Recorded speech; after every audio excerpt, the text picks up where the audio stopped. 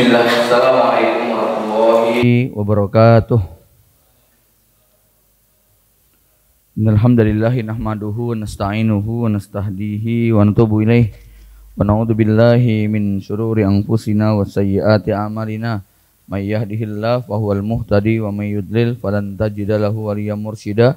Asyhadu an la ilaha illallah wahdahu la syarikalah wa asyhadu anna Muhammadan abduhu wa rasuluhu la nabiyya wa la rasula ba'dah. Allahumma shalli ala Muhammadin wa ala ali Muhammad kama shallaita ala Ibrahim wa ala ali Ibrahim innaka Hamidum Majid wa ba'du.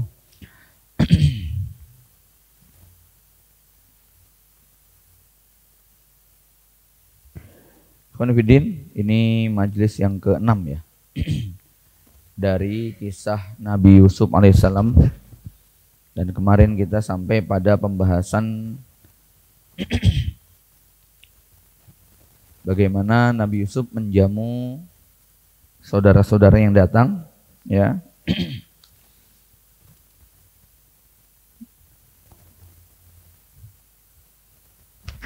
Jadi secara logis bahwa seperti yang disebutkan dalam ayat ke-58,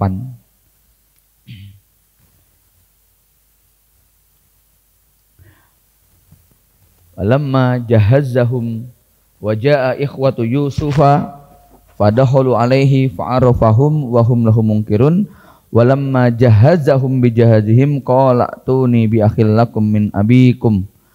Tatkala Yusuf menyiapkan mereka bahan makanan, mereka berkata, bawalah kepadaku saudaramu yang seayah dengan kamu. Tidakkah kamu melihat bahwa aku menyempurnakan sukatan dan aku adalah sebaik-baik penerima tamu? Wa ana khairul munzilin. Awalnya 10 saudara Yusuf ini curiga. Kok mereka diperlakukan berbeda? Penduduk Kan'an itu enggak cuma mereka, ya, tapi mereka diperlakukan sampai mereka merasa khawatir. Jangan-jangan ini mereka akan dipenjara. Tapi betapa terkejutnya mereka pada saat di dalam istana disuguhi makanan, disediakan pakaian, bahkan menginap sampai 3 hari 3 malam. Kalau dalam ceritanya menginap 3 hari 3 malam. Lazimnya menerima tamu ya, karena dianggap sebagai tamu. Ya. Sampai akhirnya kemudian barulah pada hari ketiga Nabi Yusuf keluar menemui mereka. Ya. Lalu mulailah Nabi Yusuf bertanya, siapa kalian sebenarnya? Apa misi kalian datang ke sini? Lalu mereka mengatakan, kami adalah 11 bersaudara. Ya, kami adalah anak dari Yakub. Kami adalah penduduk Kan'an yang sudah 1 tahun lebih ini mengalami paceklik. Jadi maksud kedatangan kami adalah untuk membeli gandum di Mesir ini. Karena kami mendengar dari para kafilah-kafilah yang kembali dari Mesir, mereka mendapati gandum terbaik ada di Mesir. Akhirnya Nabi Yusuf kemudian menginterogasi mereka, kenapa saudara kalian yang satu ini kok tidak diajak? Ya. Lalu mulailah mereka mengatakan, tidak mungkin ayah kami akan mengizinkan. Karena dia adalah pengganti dari kakaknya seibu yang waktu kecil dimakan serigala, gitu ya. Yusuf hanya tersenyum, ya. Ternyata kebohongan mereka belum selesai, gitu ya.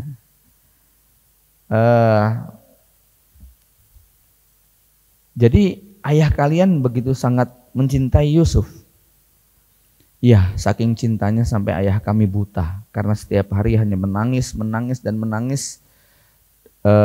sehingga dia tidak mau berpisah dengan adiknya, yaitu Bunyamin. Ketika mendengar berita inilah Nabi Yusuf kemudian nggak kuat, lalu kemudian masuk ke dalam kamar dan setelah dikhawatirkan nanti tangisannya itu mencurigakan, setelah reda barulah kemudian Nabi Yusuf kembali menemui mereka. Ya, Nabi Yusuf alaihissalam kemudian mengatakan, baiklah kalau begitu, transaksi ini kami terima, tetapi kalau kalian benar-benar bisa membuktikan bahwa saudara kalian itu ada 11, maka besok kami akan kasih 2 kali lipat. Tapi kalau kalian tidak bisa membuktikan, kalian mungkin ngarang cerita 11 bersaudara, bapak buta, tinggal dengan kesayangannya dan sebagainya, maka fala kailakum, nggak ada lagi jatah gandum buat kalian. Ya, tapi kayaknya berat, nggak ada alasan. Ya, kalau kalian nggak bisa mendatangkan saudara kalian, maka tidak ada jatah gandum buat kalian. Akhirnya mereka mengatakan sanurawidu anhu abahu wa inna la fa'ilun. Kami akan coba untuk membujuk ayah supaya nanti ayah mengizinkan Binyamin kita bawa. Ya. Sampailah kemudian mereka di Mesir, lalu mereka mengatakan, ayah, kami minta maaf, kami terlambat dari waktu yang seharusnya karena kami ditahan oleh bendahara Mesir itu selama 3 hari. Ya. Ayahnya bertanya, apa kira-kira yang membuat kalian ditahan? Ya mungkin karena kami ini sama dengan Raja Mesir, penganut tauhid juga gitu ya. Penduduk Kan'an semuanya bertauhid. Kenapa cuman kalian? Ya, mulailah ya. Intinya sampai akhirnya termasuk juga begini ayah. Raja Mesir itu menyampaikan kepada kami kalau besok kami nggak akan dapat jatah lagi kecuali kami membawa adik kami yang bernama Bunyamin. Loh, kok dia bisa ngerti? Ya, dari mana dia tahu punya adik Bunyamin? Lalu kemudian si kakak, ya si Yehuda atau Asyir ini mengatakan, saya yang memberitahu bahwa kami adalah 11 bersaudara. Ya, kemudian dia tidak ingin kalau yang kami sampaikan adalah kebohongan, maka dia ingin punya bukti bahwa kami betul-betul 11 bersaudara. Ya, kami sudah katakan bahwa ayahanda kami agak berat untuk melepas, tetapi dia tidak mau tahu. Pokoknya kalau tidak bisa mendatangkan Bunyamin fala kailalakum. Ya.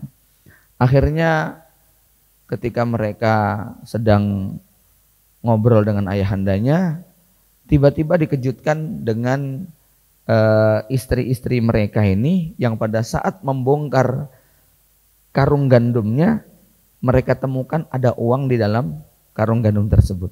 Ini ya. Ya. Walamma fatahu mata'ahum wajadu bidu'atahum ruddat ilaihim. Tatkala mereka membuka barang-barang mereka, karung gandum tersebut, wajadu mata'ahum ruddat ilaihim. Mereka mendapati uang emas yang dijadikan alat tukar gandum itu kok ada di dalam karung mereka. Akhirnya mereka mengatakan, ya abana mana bagi hadhihi bidu'atuna ruddat ilaina. Wahai ayahanda, apalagi yang kita inginkan, barang-barang yang akan kita tukarkan dikembalikan. Ya. Nabi Yakub kemudian mengatakan dia pasti ingin menguji apakah kita orang baik atau orang jahat.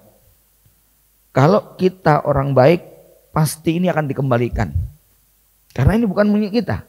Ya. Tapi kalau kita jahat, berarti kita nggak akan kembali. Ya, pasti raja ini punya misi kepada kita. Baiklah kalau begitu. Ya, misi kedua ini harus jalan. Kita harus berangkat lagi ke Mesir, dan tetapi lan ursilahu ma'akum hatta tu'tuni mausikan minallah. Aku tetap tidak akan menyerahkan Bunyamin kepada kalian sampai kalian bikin sumpah janji mausikan minallah la ta'tunnani bihi illa ayyuhata bikum. Bahwa kalian betul-betul berjanji ya akan mengembalikan Bunyamin ke sini. Ya kecuali nanti kalau takdirnya berbeda ya. Artinya Nabi Yakub sadar bahwa dia punya rencana, tapi Allah Maha Kuasa mengatur segalanya. Yang singkat cerita kemudian ya Nabi Yakub berpesan kepada mereka, la tadkhulu min babi wahidin wadkhulu min abwabin mutafarriqah wa ma ughni ankum minallahi min syai'. Inil hukmu illa lillah alaihi tawakkaltu wa alaihi falyatawakkalul mutawakkilun. Ya. Walamma dakhalu min haitsu amarahum abuhum ma kana yughni anhum minallahi min syai' illa hajatan fi nafsi Yaqub qadaha. Mereka tetap melaksanakan perintah ayah. Ya min haitsu amarahum abuhum. Tapi tetap saja walaupun mereka sudah melaksanakan perintah Allah, perintah ayahnya, Ya, apa yang menjadi ketetapan Allah tidak bisa mereka hindari. Ya, tetap takdirnya nanti Bunyamin ketangkep ya. Singkat cerita, seperti yang kemarin sudah kita kisahkan, mereka masuk kemudian disuruh duduk berhadapan-hadapan dengan saudara seibu mereka, dan Bunyamin tidak menemukan pasangan. Lalu kemudian Nabi Yusuf duduk menghadap ke arah Bunyamin dan mengatakan, awa ilaihi akhahu qala ana akhuka fala tabta'is bima kanu ya'malun. Ya. Singkat cerita, mereka kembali, namun kemudian dikejar oleh utusan raja bahwa mereka dituduh sebagai pencuri. Setelah digeledah satu persatu tasnya, maka mereka dapatkan bahwa fabada bi awiyatihim qabla wi'ai akhih fastahraja, ya, summastahrajaha min wi'ai akhi. Akhirnya kemudian Bunyamin ditahan. Nah, disinilah fase di mana kemudian apa yang mereka janjikan kepada ayah mereka bahwa Bunyamin akan mereka kembalikan, ini membuat 10 saudara Yusuf betul-betul bisa dikatakan stres berat ya. Ini kali yang kedua. Dan apa yang mereka janjikan padahal sudah pakai materai, udah sumpah, udah segala. Tapi kan mereka juga teringat ada kalimat istisna. Apa itu? Illa ayyuhatobikum. Kecuali kalau kamu ditangkap, kalau kamu dikepung, kalau kamu ditahan gitu kan ya. Maka di sini terjadilah dialog ya. Jadi setelah mereka mengatakan iyasrik faqad sarqa ahullah, wahai tuan bendahara Mesir yang kami muliakan, kalau adik kami ini ternyata dia mencuri, memang dulu itu kakaknya juga suka mencuri. Faqad sarqa ahullah ya. Dan ayat yang ayat 77 ini mengajarkan pada kita, kalau suatu saat kita kecewa dengan sikap orang kepada kita, dia merendahkan kita, dia nggak tahu siapa kita, ya maka apa? Cukup kita simpan dalam dada kita, nggak perlu kita ungkapkan. Ya, fa asarraha Yusufu fi nafsihi walam yubdiha lahum. Kenapa? Kadang-kadang kegundahan, kegelisahan, kejengkelan dan kemarahan kita itu makin diumbar, makin rampung apa tidak? Makin nggak rampung. Tapi kalau kita simpen, nggak perlu kita ceritakan, ya itu apalagi laki-laki itu tidak bercerita gitu ya. Ya, jadi gitu Mas Win ya, laki-laki itu nggak bercerita gitu kan ya. Ya nggak perlu cerita kegundahannya ya, simpen aja begitu kan, telan sendiri, nggak usah bagi-bagi gitu. Kalau laki-laki hobinya cerita ke sana kemari ini diragukan kelaki-lakiannya ya. Khonifidin rahimakumullah.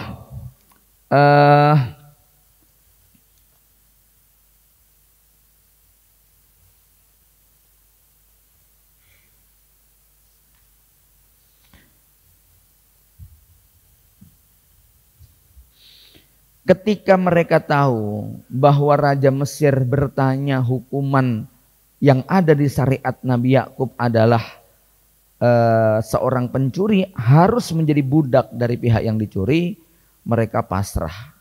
Lalu mereka mengatakan, qalu ya ayyuhal aziz, wahai al aziz, ya, innalahu aban saykhun kabiran, sesungguhnya Bunyamin ini memiliki bapak yang sudah tua renta, matanya sudah buta. Fakhudh ahadana makanah inna naraka minal muhsinin. Kami mohon, tukarlah Bunyamin dengan salah satu di antara kami. Kami ini sudah berjanji akan membawa kembali Bunyamin. Ini sumpah kami kepada ayah kami. Maka kami rela untuk dijadikan budak, tukar Bunyamin dengan salah satu di antara kami. Inna naraka minal muhsinin. Nah, ini ya ikhwan fillah ya. Ayat 78. Ya, sama ayat sebelumnya itu ayat berapa itu yang dua orang sohibai sijen yang mengatakan inna naraka minal muhsinin ya. Ayat 36 ya. Jadi ayat 36 itu wadakhala ma'hu sijna fatayani qala ahaduhuma inni aksiru khamra wa qala al-akhar inni arani ahmilu fawqa ra'si khubzan ta'kulu at-tayr minhu nabbi'na bi ta'wilih inna naraka minal muhsinin. Jadi Nabi Yusuf ketika dia menjadi budak di penjara, orang-orang itu sudah mengatakan inna naraka minal muhsinin. Dan ketika Nabi Yusuf menjadi raja berkuasa paling tinggi kedudukannya, orang-orang itu juga tetap mengatakan inna naraka minal muhsinin. Maka Syekh Shalih Munajjid mengatakan bahwa husnul wajah atau wajah yang baik, tampang orang baik itu bisa dikenali bahkan oleh orang-orang yang tidak pernah kenal sebelumnya. Ini kan ya jelas. Pada kisah pertama ketika Nabi Yusuf itu berada dalam penjara berstatus sebagai budak, dua orang yang menemui Nabi Yusuf nggak pernah kenal sebelumnya. Tetapi memang wajah pembawa kebaikan itu bisa dilihat dan dirasakan ciri-cirinya, gitu kan ya. Pada kisah kedua ayat yang ke-79 ya, ayat yang ke-78 ini juga demikian. Setelah kakaknya itu betul-betul nggak kenal dengan Yusuf, berpisah selama lebih dari 15 tahun, 20 tahun, 30 tahun mungkin ya. Itu pun mereka langsung bisa menebak inna naraka minal muhsinin. Nah, di sini para ulama menyebutkan ya tentang bahwa husnul wajah, kebaikan pada wajah itu auranya bisa dilihat. Kalau kita bilang inilah ya, apa namanya, inner beauty gitu ya, kecantikan dari dalam ya. Mas pondok, wajah-wajah mas pondok yang nakal sama yang soleh itu kelihatan gitu ya. Ini tampang-tampang santri soleh gitu kan ya.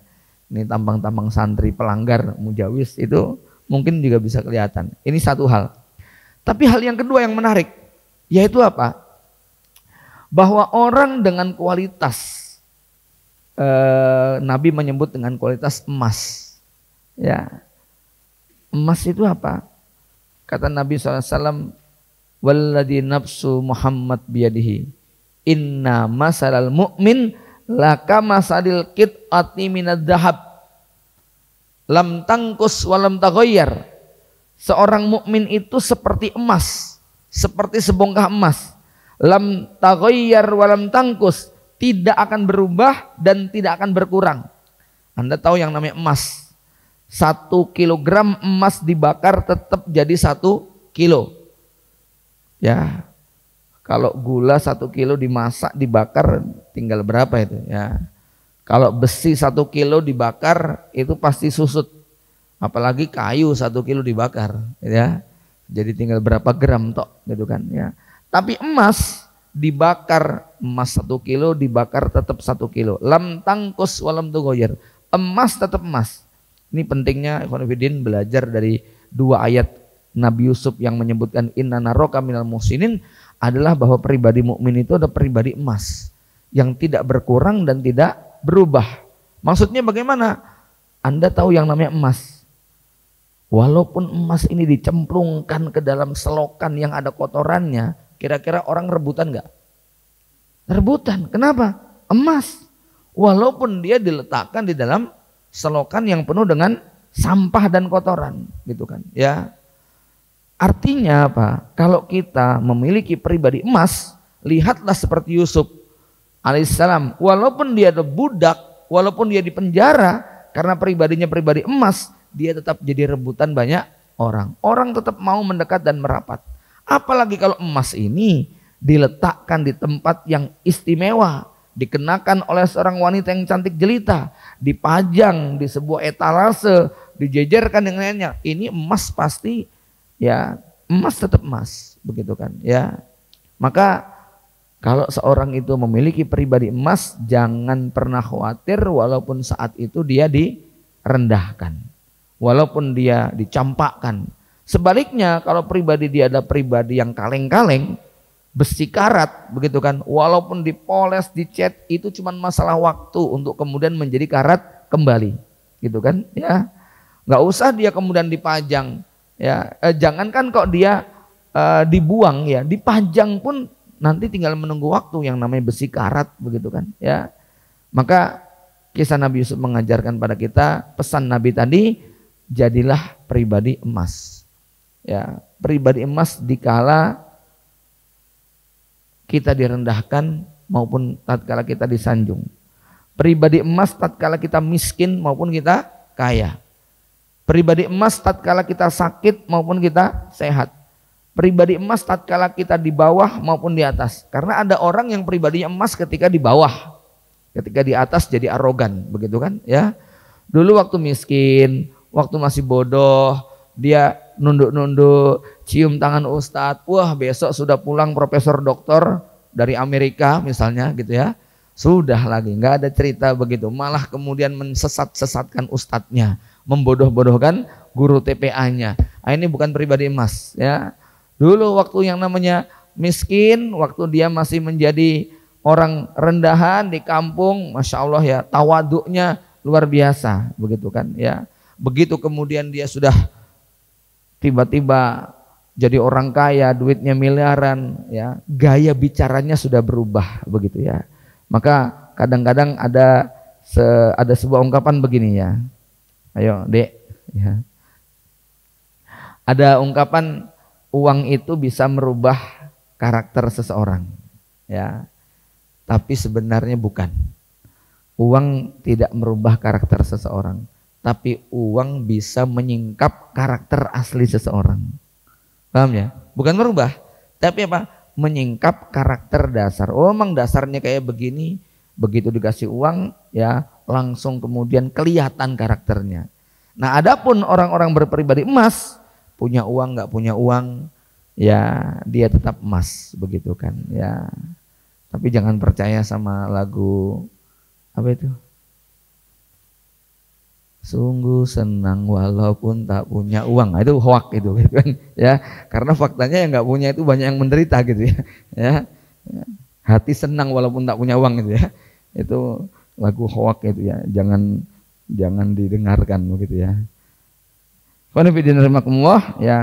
Jadi ini tentang inna naroka minal muhsinin. Masya Allah, Nabi Yusuf dalam keadaan dia menjadi budak maupun menjadi penguasa tertinggi, semua orang mengatakan inna naroka minal muhsinin. Ya. Ketika Nabi Yusuf dibujuk untuk inna lahu aban saykhon kabiron fakhud ahadana makanah, apa kata Nabi Yusuf? Qala ma'adallah. Oh, nggak bisa. Ya, kami berlindung kepada Allah. An-na'khudha illa man wajadna mata'ana indah. Kami berlindung kepada Allah untuk berbuat dolim. Kami tidak akan menghukum orang yang bersalah. Nggak mungkin kami bebaskan pencuri, lalu kemudian kami hukum orang yang tidak melakukan. Inna idzal ladzalimun. Kalau sampai kami melakukan tindakan itu, ini adalah kedoliman. Saya bukan raja yang zalim. Saya tidak akan menghukum orang yang tidak bersalah. Wah, ini sandiwaranya sempurna, gitu kan ya. Ya. Maka mereka bujuk dengan berbagai macam cara, mentok. Ya. Nabi Yusuf tetap kekeh dengan prinsipnya. Ma'adam wa an na'khudha illa man wajadna mata'ana indahu. Kami tidak akan mungkin menghukum orang yang tidak bersalah. Enggak mungkin kami bebaskan orang yang telah berbuat kriminal semacam ini. Ya. Akhirnya mereka kemudian setelah enggak berdaya untuk membawa Bunyamin, mereka kemudian kumpul di luar istana dan mengatakan, alam ta'lamu anna abakum qad akhadha 'alaikum mawsiqan minallah wa min qablu ma farratum fi Yusuf. Ini yang mengatakan Lewi ya. Jadi Lewi kemudian mengumpulkan mereka sebagai orang yang paling dituakan ya. Kemudian mereka Lewi bilang begini, alam ta'lamu anna abakum qad akhadha 'alaikum mawsiqan minallah. Masih ingat enggak janji kita kepada Bapak bahwa kita bersumpah untuk membawa kembali Bunyamin ke Kan'an ya. Dulu kita juga pernah janji untuk membawa Yusuf. Sekarang terulang kembali. Apakah kalian lupa apa yang telah kalian lakukan kepada Yusuf sebelum ini? Ya. Ketika mereka mengatakan, udahlah kita pulang aja, nggak bisa dinego, gimana lagi? Maka kemudian dikatakan, alam ta'lamu anna abakum qad akhadha 'alaikum mawsiqan minallah wa min qablu ma farratum fi Yusuf. Ya. Maka saya akan menjadi tumbal. Falan abrohal ardo hatta ya'zani li abi aw yahkum li wa huwa khairul hakimin. Ya, aku tidak akan meninggalkan Mesir. Aku akan tetap bertahan di sini. Biar aku yang akan menunggu. Ya, sungguh aku tidak akan meninggalkan negeri ini sampai ayah mengizinkan untuk kembali atau sampai Allah memberi keputusan kepadaku dan Allah adalah sebaik-baik pemberi keputusan. Ya. Irji'u ila abikum faqulu ya abana inna banaka sarqa wa ma syahidna illa bima alimna wa ma kunna lil ghaibi hafidin was'alil qaryata allati kunna fiha wal ira allati aqbalna fiha wa inna lasadiqun.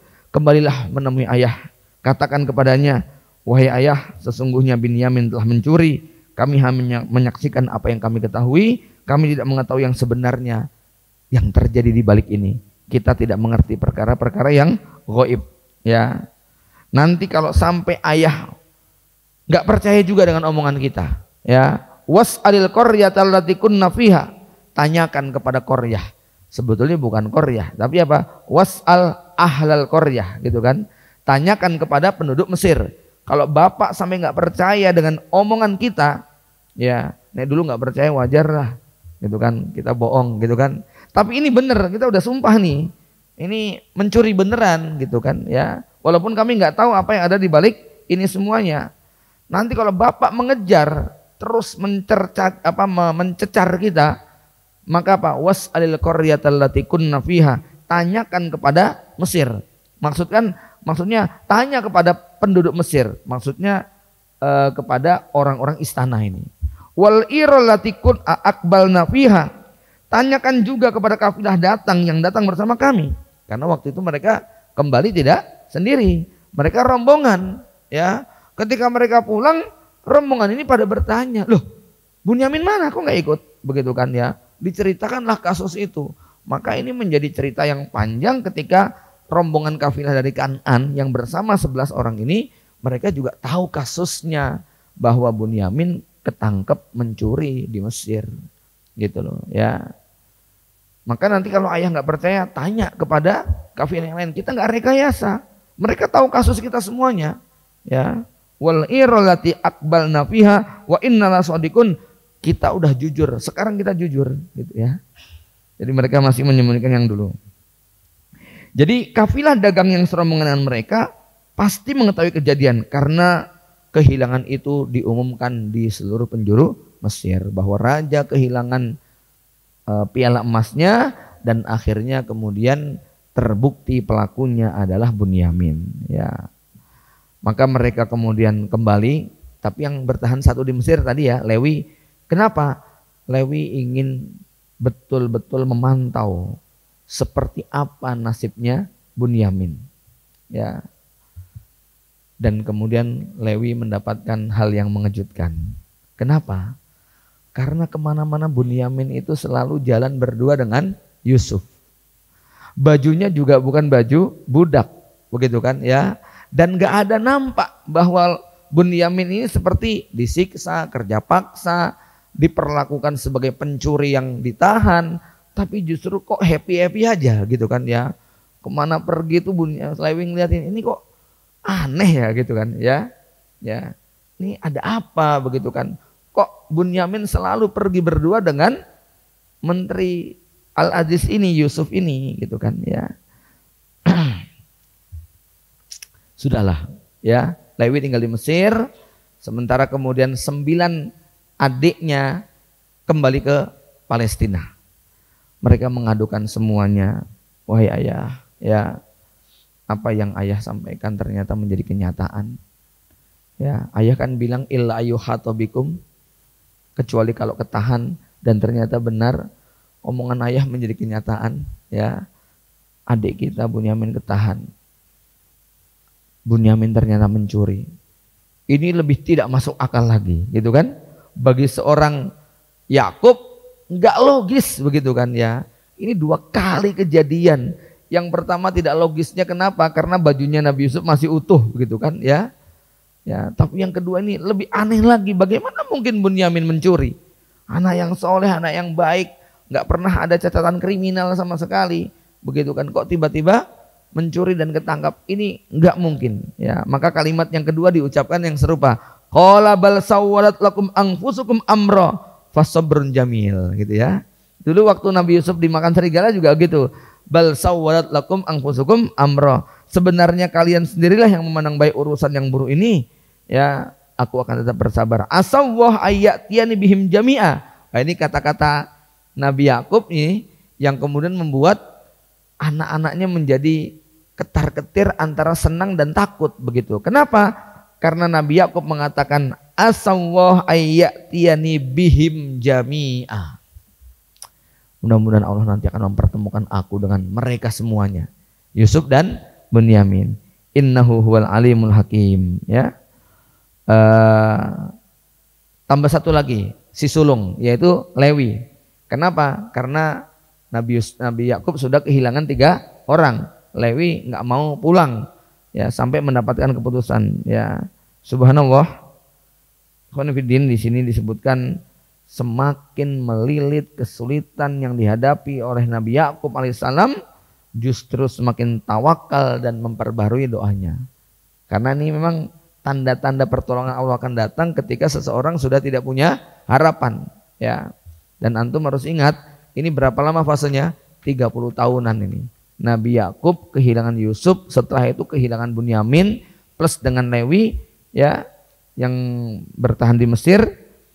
Tapi Nabi Yakub tidak pernah putus asa untuk berdoa.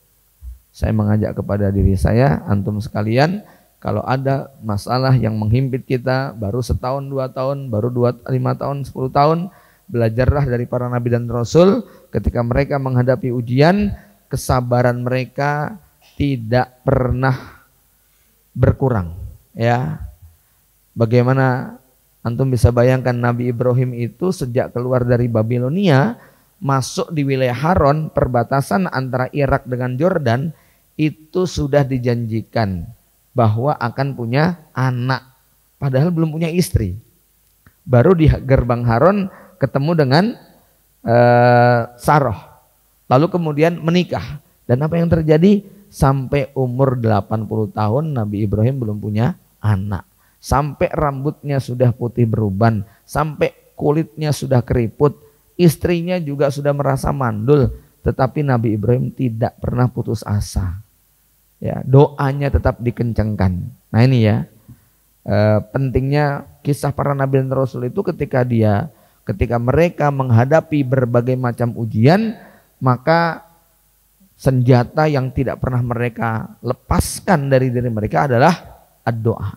Ya, dan doa itu makin kencang sekali. Kenapa? Rasulullah SAW mengatakan bahwa doa seorang muslim itu cuman ada 3 kemungkinannya. Dan dalam satu ayat surat apa ini?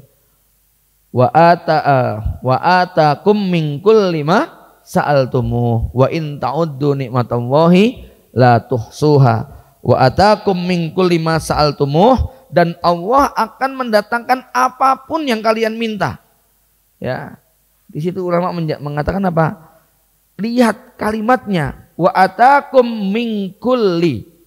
Allah tidak mengatakan wa atakum mim ba'di ma sa'altumuh. Allah akan mendatangkan, ya, sebagian, enggak, tapi apa? Semua yang diminta oleh hambanya itu akan Allah kabulkan.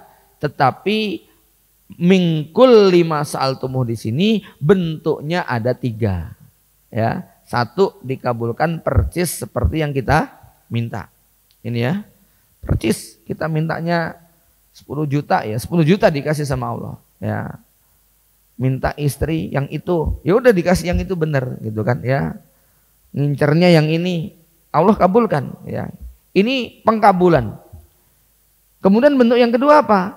Ditukar dengan yang seimbang atau yang lebih baik, atau diganti dengan tolak balak yang setara, ya. Anda minta kepada Allah supaya sedekahnya ini diganti 100 kali lipat. Anda bersedekah dengan uang 10.000, 100 kali lipatnya berapa? 1 juta. Ya, habis sedekah keluar dari masjid selesai khutbah Jumat, karena tadi khotibnya itu mengatakan ya, barang siapa yang berbuat kebaikan Allah akan mendatangkan 10 kali lipat, ya, bahkan 100 kali lipat, bahkan 700 kali lipat. Lalu kemudian kotak infak lewat, Anda keluarkan duit 110.000 rupiah, berharap akan datang berlipat-lipat. Begitu keluar dari masjid, tiba-tiba sebuah truk menyerempet motor kita, spakbornya pecah, kulit kita lecet, gitu kan, ya. Mungkin Anda protes, mana omongan si khotib tadi, katanya kalau sedekah diganti sekian kali lipat. Lah ini aku habis sedekah malah keserempet, spakbornya pecah, ya. Maka boleh jadi itu adalah jawaban atas terkabulnya doa. Loh kok bisa? Iya. Mungkin kalau kamu nggak sedekah, kepala yang pecah, gitu kan, ya. Kepala pecah tuh nilainya berapa itu? Ya, sini gegerotak gitu ya, dijahit, itu nilainya mungkin 70 juta, gitu kan, ya. Antum cuman infak 10.000, yang pecah cuman spakbor, harganya nggak seberapa, gitu kan, ya. Itu juga dikabulkan namanya. Nah, cuman biasanya pengkabulan nomor 2 ini kita sering nggak sadar, gitu ya. Pengkabulan yang kedua kita sering tidak tahu bahwa itu sebetulnya sudah dikabulkan. Taunya kapan? Nanti di akhirat. Ya, kasih tahu sama Allah. Ini dulu kamu pernah berdoa begini, pernah begini, dibalas sama Allah bentuknya begini-begini, gitu kan, ya. Atau yang ketiga, disimpan di akhirat, gitu kan, ya. Benar-benar nggak dikabulkan, benar-benar dapat yang kita minta nggak kita peroleh, begitu kan, ya. Jadi kalau yang pertama pengantin baru doa supaya dikasih anak, benar-benar 1 tahun punya anak. Tapi ada juga pengantin yang 10 tahun menikah nggak punya anak, doa terus begitu ya, dan nggak punya anak. Malah istrinya meninggal, ya. Jarak sebulan nikah lagi, dapat janda anak 3. Wah, ini namanya dikabulkan dalam bentuk yang lain, begitu ya. Malah lebih baik begitu, langsung 3 anaknya, ya. Ya. Baik ya. Wa tawalla anhum wa qala ya asafa ala Yusuf wa biyaddat ainahu minal huzni wa huwa kadim. Ya. Yakub berpaling dari anak-anaknya. Jengkel, marah, sedih, mangkel, campur aduk, gitu kan, ya. Nabi Yakub kehilangan 2 orang anaknya. 1 Bunyamin, 2 Lewi yang nggak mau pulang karena ketakutan, karena sedih, ya. Wa tawalla anhum, maka Yakub berpaling dari anak-anaknya dan berkata, ya asafa ala Yusuf, duhai duka citaku atas Yusuf. Nabi Yakub masih terus nyebut-nyebut nama Yusuf. Wa biyaddat ainahu minal huzni, kedua matanya menjadi putih, buta, ya, nggak bisa ngelihat karena sedih. Antum bisa bayangin, mata sudah nggak ada hitam-hitamnya, putih semuanya, nggak bisa melihat, ya. Saking apa? Sedihnya. Jadi kesedihan tuh kadang-kadang bisa sampai pada level semacam itu. Wa huwa kadim, Nabi Yakub diam menahan marah kepada anak-anaknya. Ya, marah tetapi apa? Ditahan. Mata beliau memutih, hilang sebagian hitamnya sehingga buta lantaran terlalu banyak nangis, sambil menahan amarah kepada putra-putranya yang telah durhaka kepadanya dan tega berbuat demikian terhadap saudara mereka sendiri. Ya. Melihat ayahanda yang bersedih dan menangis sampai kehilangan penglihatan, ini anak-anaknya Nabi Yakub bukannya menghibur dan menenangkan, malah kemudian mengatakan apa?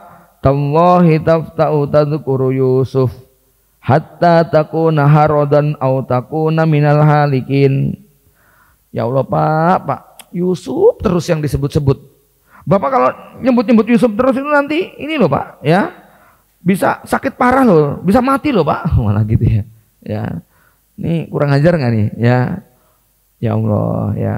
Bapaknya sudah sakit, buta, sedih, ditambah-tambahin dengan kata-kata Tamwah, demi Allah. Udah kayak nggak usah sedih kayak begitu lah. Sedihnya kok banget sih, ya. Nanti Bapak kalau begini terus takuna haradan, bisa sakit parah, bahkan mati nantinya, ya. Tapi kemudian mendengar anak-anak yang seperti ini, sang aneh hanya mengatakan innama asku basi wa huzni ilallah wa a'lamu minallahi ma la ta'lamun. Ini Masya Allah ya, antum belum bisa merasain. Antum belum punya anak durhaka, begitu kan ya. Maksudnya belum diuji oleh Allah Subhanahu wa taala dengan anak-anak yang bikin jengkel kecuali yang sudah. Atau bahkan antum menjadi ujian bagi orang tua antum gitu ya. Ya. Nah, ini jalan keluar yang Allah berikan. Kalau seorang ayah menasihati anaknya kemudian mendapatkan balasan yang tak sesuai harapan, nggak perlu marah-marah, nggak perlu sumpah serapah, nggak perlu kemudian mengekspresikan dengan cara keburukan, tapi cukup innama asku basi wa huzni ilallah. Sudahlah, Bapak akan mengadu kepada Allah saja. Ngadu kepada kalian, curhat kepada kalian, hasilnya begini. Maka apa? Asku basi wa huzni ilallah. Mengeluh itu dibolehkan, yaitu mengeluh kepada Allah Subhanahu wa taala. Ya. Di ayat di atas ini Allah menyebutkan kata-kata bas dan huzn, ya. Asku basi wa huzni. Keduanya terkumpul pada Nabi Yakub, ya. Al-bas di sini artinya sebetulnya menyebarkan, ya. Ya, menyebarkan. Jenis kesedihan ini dinamai dengan al-bas lantaran beratnya kadar kesedihan. Seorang manusia nggak sanggup untuk menyimpannya sendiri. Ini terutama perempuan, ya. Ya. Ya, basi itu kesedihan yang orang nggak bisa menyimpan. Contoh antum punya utang sampai 100 juta. Ya. Ini tetap kudu cerita toh. Ya, kenapa? Ini gimana cara bayarnya gitu kan ya. Akhirnya dia ngadu, entah dia nemuin temennya yang punya uang atau dia kemudian ngadu kepada yang nagih utang, Pak. Terus terang aset saya sudah habis semuanya. Ya, ini kesedihan yang tidak mampu untuk dipikul. Ya, manusia nggak sabar untuk menyimpannya sendiri, dia pasti akan mengutarakan kepada orang lain. Ya, nah kalau kesedihan yang masih bisa disimpan namanya apa? Huzn. Jadi ada basun, ada huznun. Huznun itu ya kamu kenapa sih? Ah udah nggak usah tahu lah, itu ya. Itu namanya huzn. Sedih lagi putus cinta gitu kan ya, sedih karena ditolak lamarannya gitu kan ya, malu kalau mau dinikahin, itu namanya huzn gitu kan ya. Nah sedangkan basun itu adalah kesedihan yang sudah nggak mampu dia pendam lagi, dia harus cerita kepada yang tepat begitu kan ya. Tetapi Nabi Yakub memilih untuk apa? Huznun dan basunnya hanya diceritakan kepada Allah. Kenapa? Mau ngadu sama siapa? Gitu. Karena ini walaupun berat, tapi Nabi Yakub merasa nggak ada manfaatnya mengadukan kesedihan yang seperti ini kepada orang lain. Maka innama asku basi wa huzni ilallah. Nah kadang-kadang antum boleh basunnya itu diceritakan, tapi huznunnya kalau bisa ditahan, gitu ya. Ya, antum punya sakit parah, ya itu ya ini nggak bisa ditahan, ya harus ngadu, gitu kan? Ya. Nggak apa-apa. Nah, kalau antum levelnya Nabi disimpan sendiri nggak apa-apa gitu ya.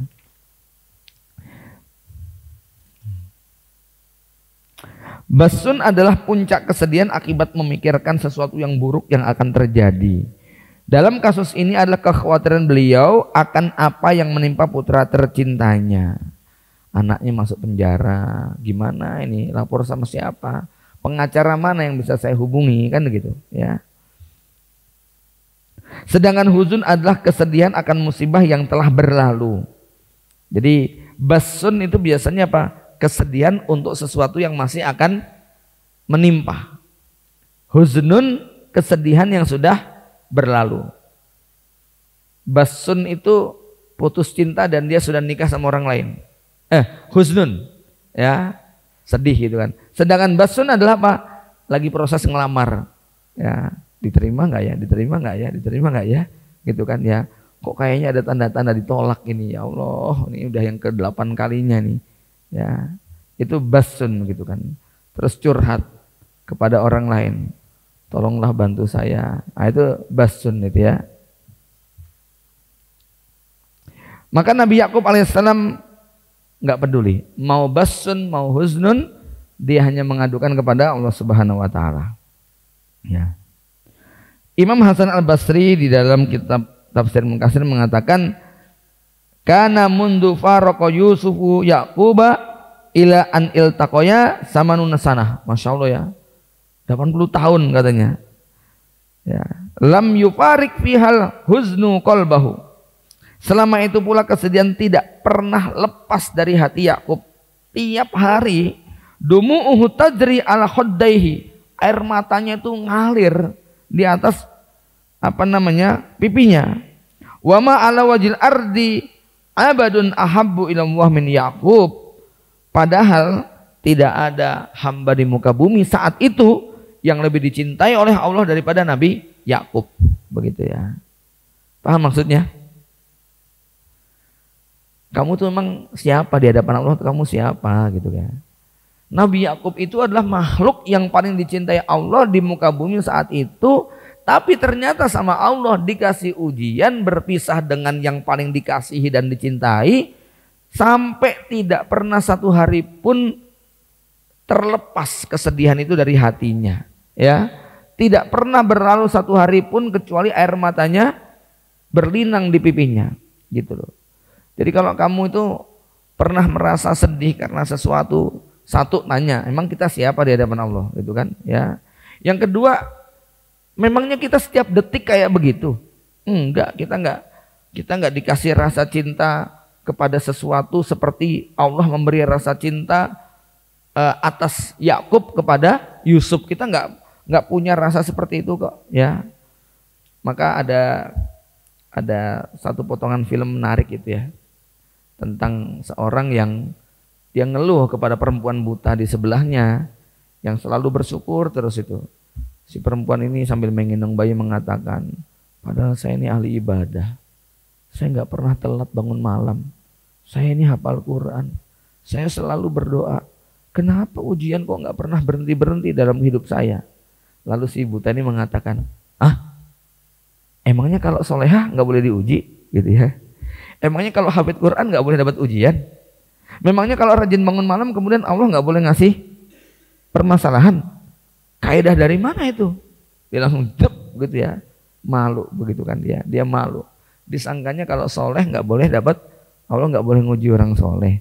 Disangkanya kalau kita hafid Quran kemudian kita bebas dari ujian. Allah suka-suka. Ini ya, Nabi Yakub saja yang paling dicintai dikasih demikian. Nah disinilah seorang hamba harus selalu husnudon terus sama Allah itu. Dalam keadaan apapun itu husnudon. Tidak boleh ada secuil rasa suudzon kepada Allah Subhanahu wa taala, ya. Maka sampai akhirnya sudah Nabi Yakub tetap dengan kesedihannya, tapi Nabi Yakub kemudian mengatakan, ya bani yadhabu, baiklah anak-anakku sekalian, sekarang pergilah cari informasi tentang Yusuf dan saudaranya. Ya, tahassasu mi Yusuf wa akhihi wa la tai'asu min rauhillah innahu la yai'asu min rauhillah illal qaumul kafirun. Jangan berputus asa dari rahmat Allah, karena tidak ada yang berputus asa dari rahmat Allah kecuali orang kafir.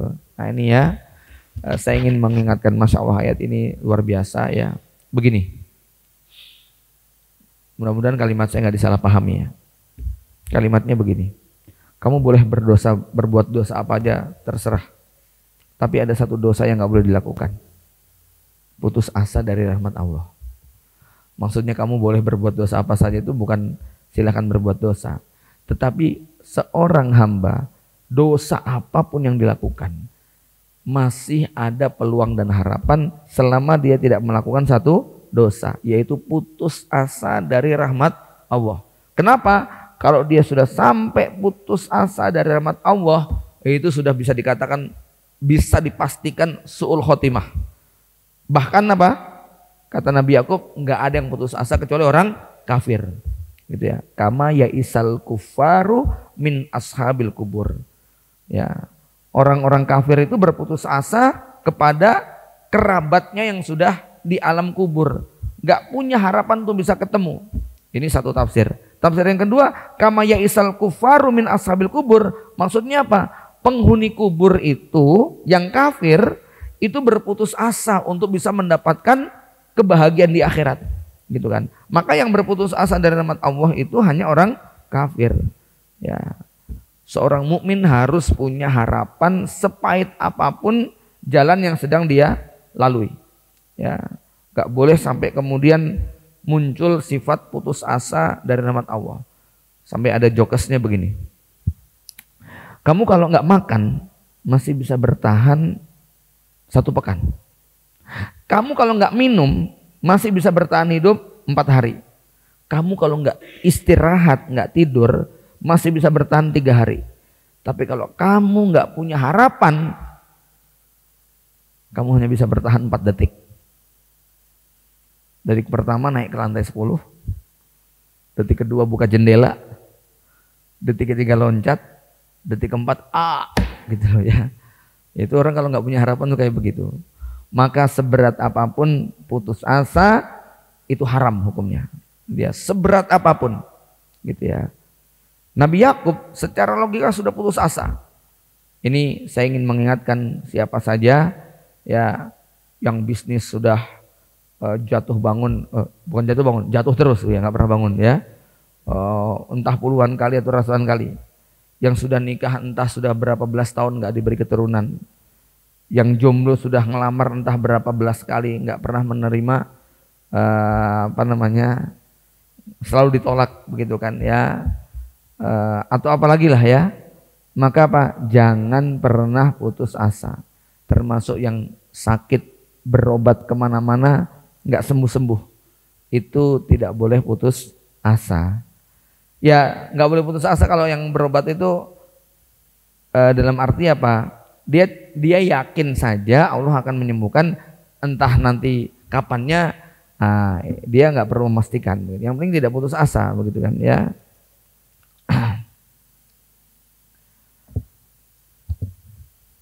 Mereka pun melaksanakan perintah ayahandanya, berangkat lagi ke Mesir. Kemudian datanglah mereka ketemu dengan Lewi gitu kan ya, ngobrol. Gimana? Udah dapat berita tentang Yusuf belum? Gimana ya? Lalu Lewi mengatakan, saya menemukan beberapa hal yang unik. Dibilang ganjil dan aneh enggak, tapi dibilang enggak juga aneh. Binyamin ini kemana-mana selalu pergi dengan dengan menteri ini gitu. Kok kayaknya akrab sekali begitu ya, kayak kakak adik begitu ya. Ya, saya kok jadi curiga begitu kan ya. Bapak kok masih yakin kalau Yusuf itu masih hidup begitu loh ya. Bahkan ketika pertemuan pertama,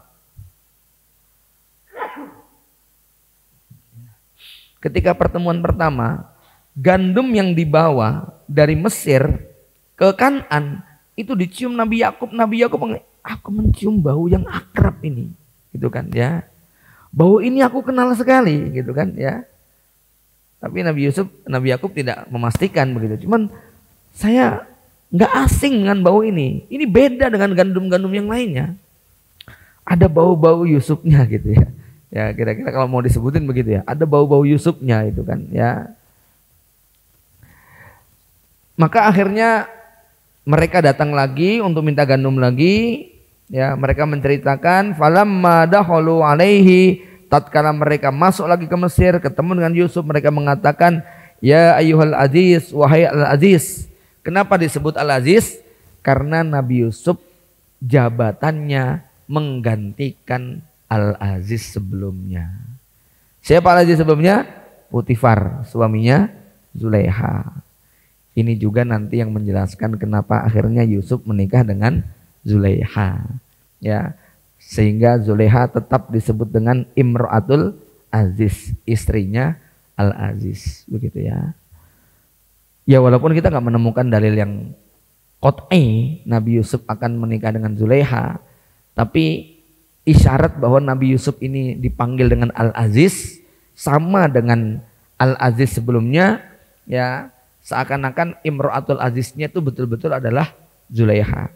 Ya, dan memang riwayat-riwayat yang menyebutkan banyak sekali, sampai para khotib mubalik itu kalau mendoakan pengantin, Allahumma alif bainahuma kama alafta baina Adam wa Hawa wa kama alafta baina Yusuf wa Zulaiha wa kama alafta baina Muhammad wa Khadijatul Kubra wa kama alafta baina Ali wa Fatimah Az-Zahra. Kan suka begitu ya. Ya.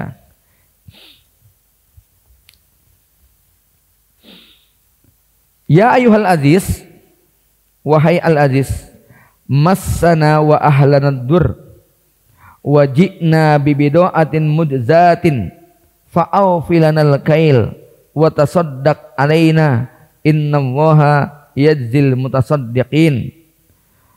Wahai al-aziz, kami dan keluarga kami telah ditimpa kesengsaraan. Ya, kami datang lagi ke sini. Kami kelaparan, kami kesulitan.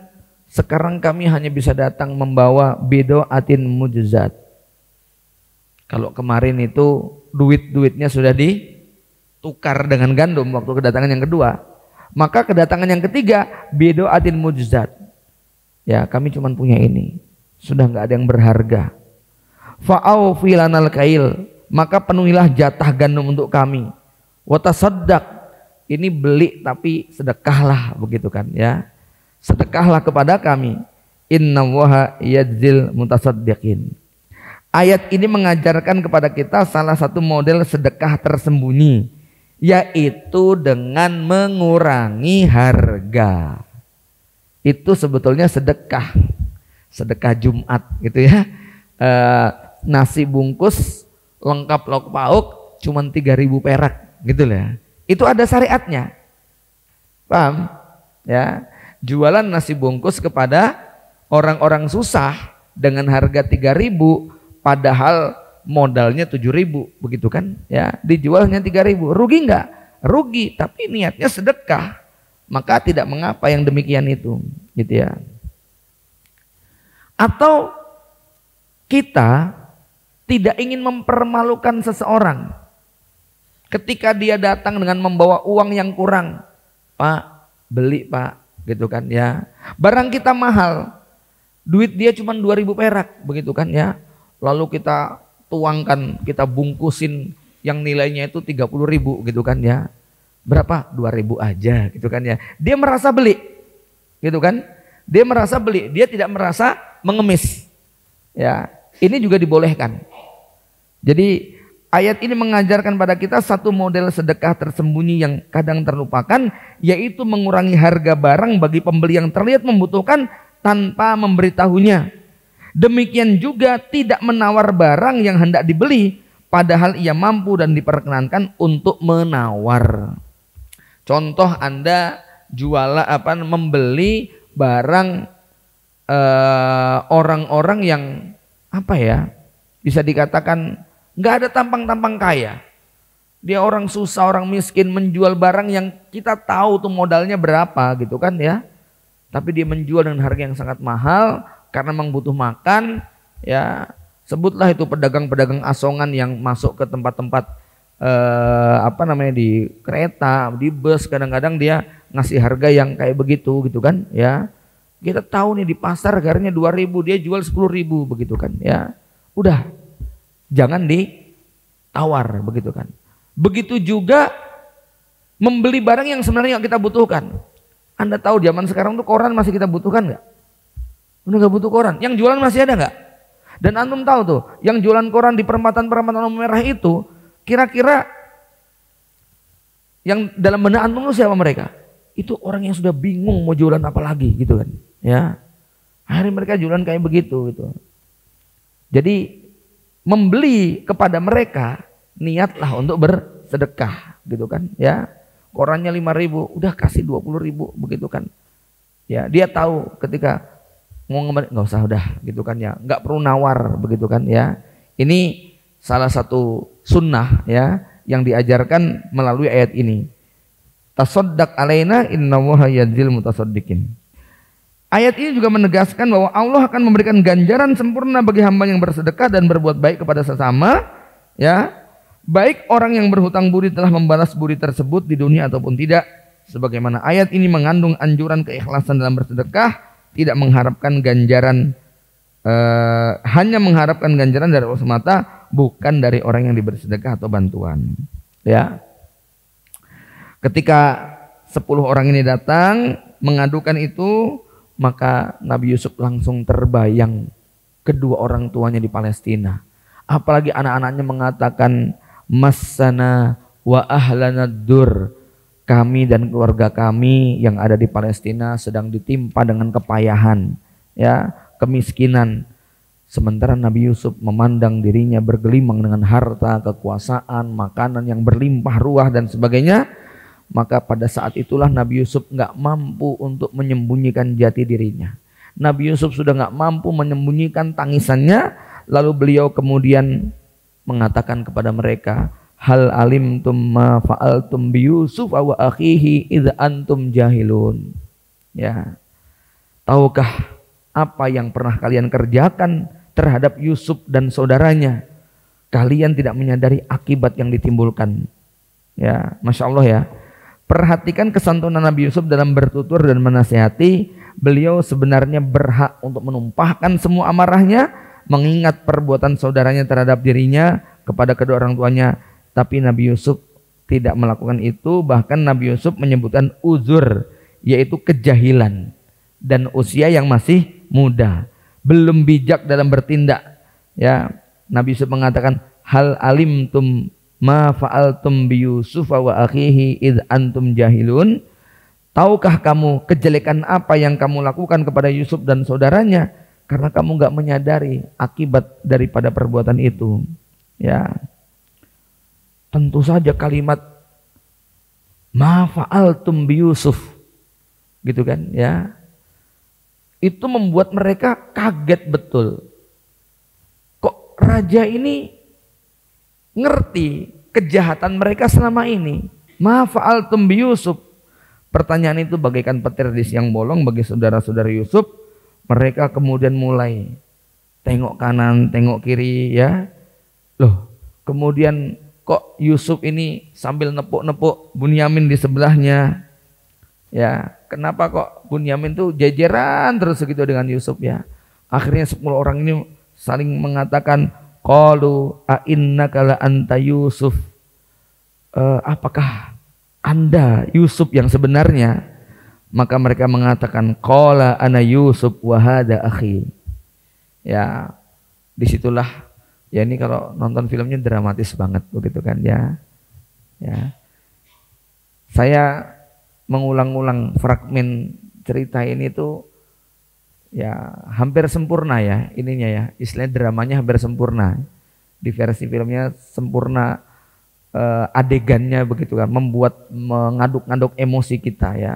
Sekaligus kita tuh, saya sudah berulang kali nonton filmnya ini, yang saya rasakan gimana ya karakter Yusuf itu betul-betul sosok yang sangat-sangat ideal. Artinya dengan cerita yang begitu dramatis ya, sosok Nabi Yusuf ini betul-betul manusia yang sangat langka dan begitu hebat di dalam menjaga emosinya. Nanti ditemukan lagi pada ayat terakhir ya. Waqad ahsana bi id akhrajani minas sijni wa jaa bikum minal badwi min ba'di an nadaga syaitanu baini wa baina ikhwati. Wah, itu lebih ini lagi ya. Ya. Karena ini kakak-kakaknya di fase ini belum sadar. Nanti mereka tetap membuat makar. Ya. Nabi Yusuf mengatakan, ana Yusuf wa hada akhi qad manallahu alaina innahu may yattaqi wa yasbir fa innallaha la yudhi'u ajral muhsinin. Sesungguhnya Allah telah melimpahkan karunia-Nya kepada kami. Siapa yang bertakwa dan bersabar, Allah tidak akan menyia-nyiakan pahala orang yang berbuat baik. Ya, 2 kalimat, may yattaqi wa yasbir. Siapa yang bertakwa dan bersabar, Allah tidak akan menyia-nyiakan kebaikan tersebut. Lalu ya, di sini kita lihat tidak ada sedikit pun kesombongan pada Nabi Yusuf. Saya nggak bisa membayangkan ya kalau kisah ini ala drama Korea begitu kan ya. itu pasti sosok Yusufnya akan diperankan oleh orang yang sombong, arogan, menjatuhkan, nyumpah serapah dan sebagainya. Ya, tapi inilah akhlak para nabi dan rasul ketika pada puncak ketenaran, pada puncak kekuasaan, pada puncak dia mampu untuk merendahkan orang lain. Di situ Nabi Yusuf tidak pernah menceritakan kesuksesan dirinya, dia hanya mengatakan mayyattaqi wa yasbir fa innallaha la yudhi'u ajral muhsinin. Maka saudara-saudaranya kemudian mengatakan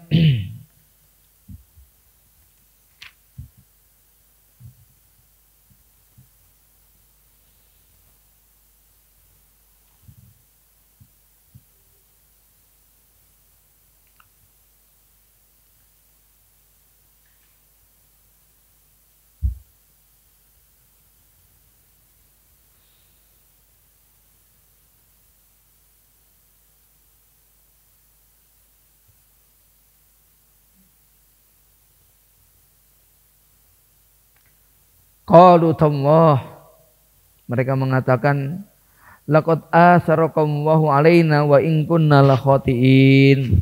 Ya, demi Allah, sesungguhnya Allah telah melebihkan kamu atas kami dan sesungguhnya kami adalah orang-orang yang berdosa. Qala la tasriba alaikumul yaum yaghfirullahu lakum wa huwa arhamur rahimin. Tidak ada celaan atas kalian.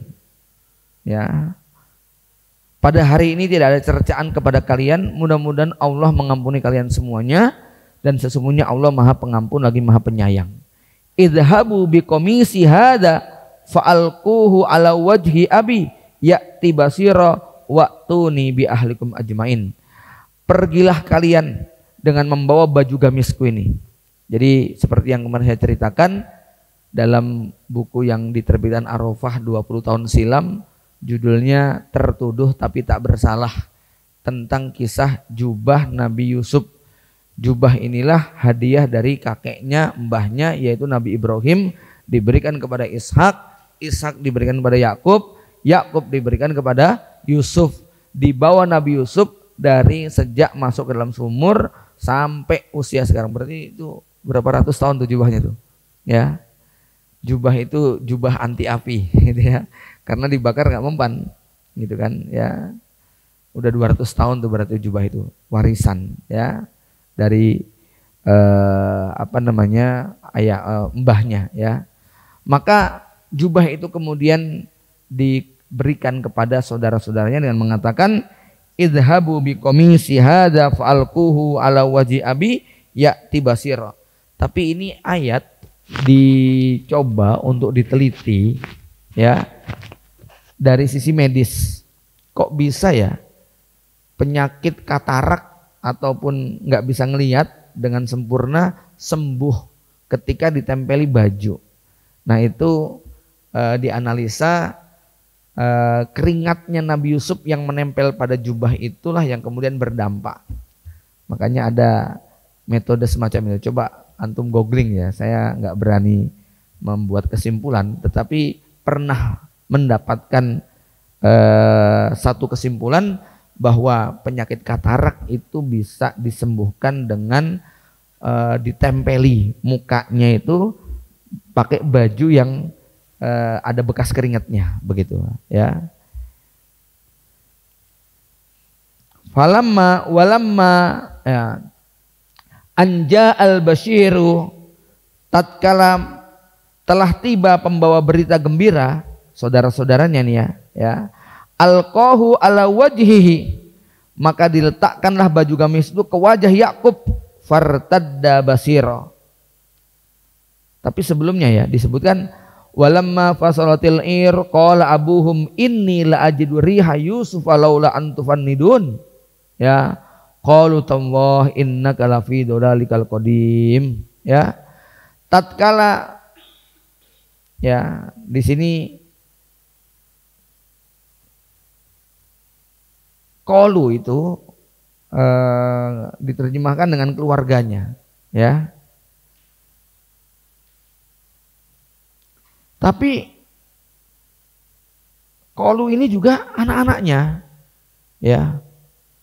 Artinya begini ya, anak-anaknya ini sampai pada level sudah mendapatkan bukti, sudah ketemu Yusuf, sudah mengatakan ampuni kami dan sebagainya. Itu pada saat membawa mukjizat berupa baju Nabi Yusuf tadi, ya ternyata mereka masih mengomentari bapaknya dengan kalimat yang menyakitkan. Tallah innaka lafi dolalikal qadim. Demi Allah, kamu masih nggak hilang-hilang pikunnya itu dah. Masih dalam kekeliruan yang dulu. Padahal Nabi Yakub sudah mengatakan, inilah ajidu riha Yusuf. Aku betul-betul mencium bau Yusuf ini. Laula tufanidun, laula antufanidun, kalau bukan karena kalian menuduh aku sudah gila, menuduh aku sudah nggak waras akalku gitu kan ya. Tapi Nabi Yakub betul-betul mampu mencium ini baunya Yusuf ini, anginnya angin bau Yusuf ini ya. Tapi begitu matanya kemudian bisa melihat, maka mereka mengatakan ya, Nabi Yakub mengatakan, qala alam aqul lakum inni a'lamu minallahi ma la ta'lamun. Tuh kan, aku sudah bilang kepada kalian, aku mengetahui dari Allah apa yang tidak kalian ketahui. Barulah mereka ngerengek-ngerengek kepada bapaknya, ya abana astaghfir lana dzunubana inna kunna khati'in. Wahai ayahanda, maafkanlah kami, mohonkan ampun untuk kami, sesungguhnya kami adalah orang-orang yang telah berbuat dosa. Qala sa'asawfa astaghfir lakum rabbi innahu huwal ghafurur rahim. Pak, benar Yusuf masih hidup. Ternyata Bunyamin itu bukan pencuri. Bunyamin sengaja ditahan oleh Yusuf dengan sejumlah rekayasa begini begitu dan sebagainya. Bahkan kalau versi filmnya itu menarik ya. Ya. Nabi Yusuf memanggil Malik. Ya. Malik menunjukkan tanda tangan 10 orang saudaranya Yusuf ketika menjual Yusuf menjadi budak. Paham ini ya? Ya. Jadi Malik kemana-mana berdua Yusuf terus nih. Setelah akhirnya ketemu, Malik itu kan nunggu 20 tahun itu ya di Mesir itu ya, sampai bisa ketemu Yusuf, sampai kemudian Malik dijadikan tangan kanannya Nabi Yusuf ya. Ya, Malik ini belantik ya. Tahu belantik? Belantik itu tapi bukan belantik sapi, belantik orang gitu loh ya. Ya, tukang menjual budak begitu kan ya. Akhirnya kemudian Malik masih menyimpan surat jual beli budak Yusuf 30 tahunan silam yang ditandatangani, karena kan itu suratnya tersegel pakai kulit begitu ya, enggak bukan sekedar kertas dilaminasi ya, tapi ini pakai kulit yang ada tanda tangan transaksi jual beli bahsin darohim hanya dengan beberapa dirham. Maka melihat surat jual beli budak Yusuf itu benar-benar terpukul itu saudara-saudaranya Yusuf begitu kan ya. Jadi ketika mereka wah benar-benar nggak bisa bicara lagi ya. Sehingga apa namanya Nabi Yusuf ketika mereka kemudian kembali kepada ayahnya, mereka betul-betul salah ya. Pak, diceritakanlah semuanya ya. Jadi dulu Yusuf itu tidak dimakan serigala Pak ya. Yusuf kami jual begini-begini, pokoknya cerita semua sudah ya. Bapak tuh jadi wis ngerti, nggak mungkin Yusuf dimakan serigala, ya. Cuman bapak nunggu kamu tobat, kok nggak tobat ngono ya. Diem aja begitu kan, ya. Jadi kadang-kadang laki-laki seorang ayah itu bukan nggak ngerti kejahatan anaknya, bapaknya tuh ngerti anaknya bohong, anaknya melakukan ini, tapi naluri seorang bapak itu kadang-kadang tidak pengen mempermalukan anaknya. Ya, dia pengen anaknya tobat dan sadar sendirinya, mengakui tanpa tekanan, gitu kan ya. Ini yang paling ditunggu-tunggu oleh bapak. Jadi tolong ya, kalau antum itu bapak antum diem aja, bukan berarti nggak tahu loh. Jadi ngerti, cuman nunggu kamu tobat gitu loh ya, nunggu kamu mengakui sendiri, nyesal sendiri, tanpa harus dicecer, tanpa harus kemudian ini, itu yang ditunggu sama seorang bapak, begitu kan ya. Akhirnya anak-anak Nabi Yakub menceritakan semuanya bahwa Yusuf ternyata raja itu ya, Bunyamin ada di sebelahnya ya, kami terkecoh ya, saya pikir Bunyamin betul-betul mencuri, ternyata itu rekayasa ya kakaknya yaitu Yusuf, karena pengen ketemu dengan kita semuanya, ya. Maka mulailah kemudian mereka menyampaikan, Pak, Raja Mesir atau putra bapak yang bernama Yusuf ini minta supaya kita boyongan meninggalkan Palestina menuju Mesir, ya. Maka mulailah mereka kemudian berkemas-kemas untuk berangkat ke Mesir bersama seluruh anggota keluarganya. Baik, ikhwan fillah, kita cukupkan sampai di sini. Aku qouli hada. Assalamualaikum warahmatullahi wabarakatuh.